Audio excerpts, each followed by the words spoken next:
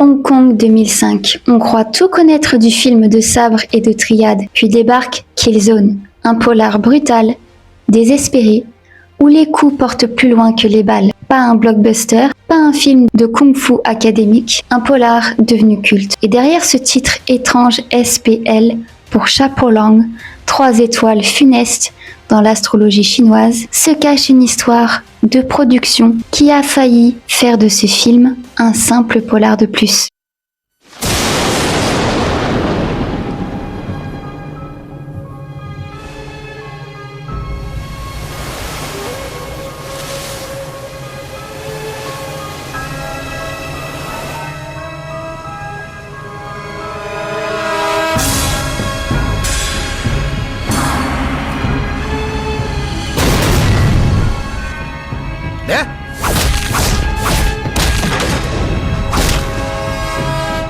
我要你班仆街出唔到差館。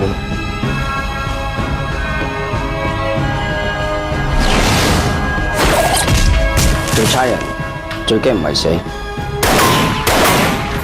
係驚俾啲賊撳住打。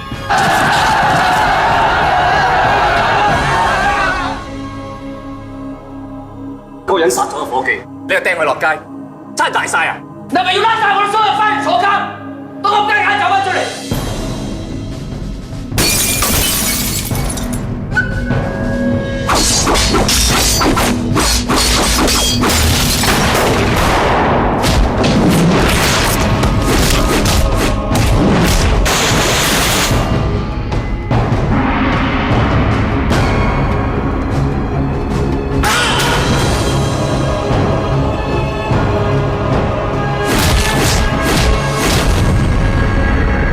個天好公平嘅，做錯事一定有後果嘅。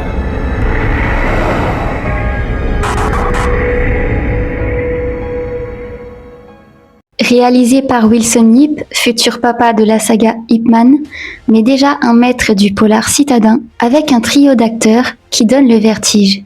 Donnie Yen, Sammo Hung, légende absolue, et Simon Yam, visage du polar mélancolique. Scénario de Wilson Yip, Zeto Kamuen et N. Wailun. Côté production, Abba Movies, 1618 Action Limited, Greek Mythology Entertainment. Tourné à Hong Kong dans ses ruelles, C'est toi, c'est nuit moite. À la base, ce film devait être un polar classique, centré sur l'enquête, avec 2 ou 3 bastons pour la forme. Et puis Donnie Yen débarque, non seulement comme acteur, mais comme directeur d'action.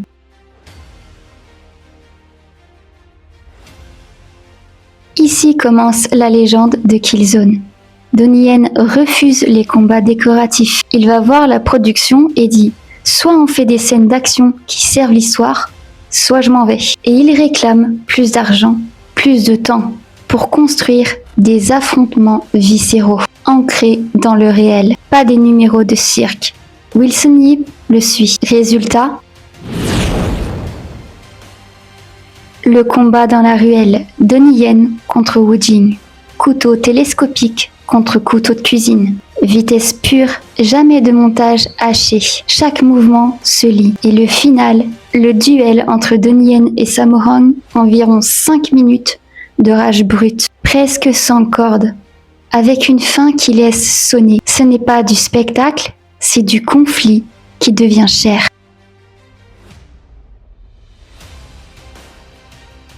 Donnie Yen, c'est Ma Quan, flic martial obsessionnel. Simon Yam incarne Chan Kwok-chung, officier vieillissant, rongé par l'échec. Sammo Hung, monstrueux en chef de triade Wong-po, pas un méchant caricatural, un véritable prédateur calme. Wu Jing, méconnaissable, et Jack, tueur à la loyauté tranchante. Autour d'eux, Liu Kai-chi, Austin Wai, Ken Chang, Danny Summer et Timmy Hung en dealer. Un casting de second rôle qui ancre le film dans un Hong Kong crépusculaire sans héros tout blanc.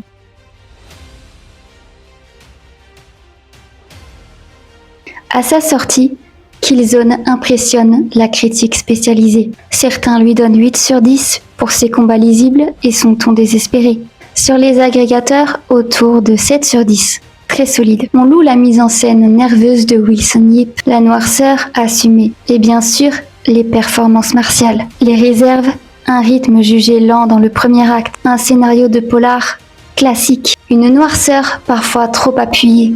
Mais au box-office, le choc est modeste. Environ 950 000 $ de recettes mondiales, un score très faible pour ce qui deviendra un culte. Pourquoi ? Pas de grand marketing, une noirceur rebutante pour le grand public et un positionnement adulte. Mais c'est grâce au DVD, aux communautés de fans d'arts martiaux, que le film va vivre vraiment. Par le bouche à oreille, par l'obsession des chorégraphies.